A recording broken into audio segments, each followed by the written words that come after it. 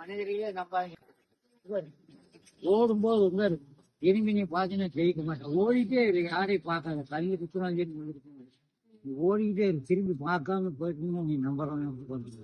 Okay, முதல்ல வந்து துன்பங்கள் இருக்கலாம், அதை வந்து பழகிக்கணும். நம்ம மனித வாழ்க்கை வந்து துன்பங்கிறது கிடையாது, நாமளா ஏற்படுத்திக்கணும். சரியா? துன்பங்கிறது நாமளா ஏற்படுத்திக்கணும். நான் என்ன 100% நான் சொல்லுவேன். எனக்கு வந்து அட்வைஸ் பண்ணால் நம்ம வந்து நின்று கேட்போமான்னு தெரியல.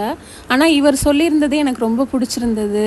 இப்போ இருக்கிற உலகத்தில் வந்து நம்மளோட தேவையை வந்து ஒவ்வொருத்தர் பூர்த்தி பண்ணிகிட்டே இருப்பாங்க. ஒவ்வொரு விஷயத்தில் நம்ம அதை நோக்கி போயிட்டே இருப்போம். பட் ஆனால் நம்மளோட அது வந்து ஜாஸ்தியாகிட்டே இருக்கும் எக்ஸ்பெக்டேஷனு.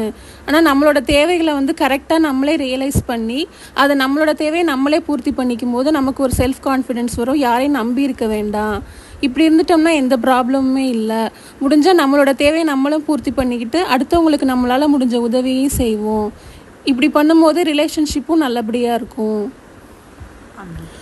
யாரோ ஒரு அறிமுகம் இல்லாத நபர் அப்படின்னு நினைக்காம அவர் என்கிட்ட சொன்ன விஷயம் எனக்கு ரொம்ப பிடிச்சிருந்தது. அதை நான் என்னோடய முடியணும்னு நினைக்காம இது எல்லாத்துக்கும் வந்து சேரணும் அப்படின்ட்டு இதை நான் வந்து உங்களோட பகிர்ந்துக்கிறேன்.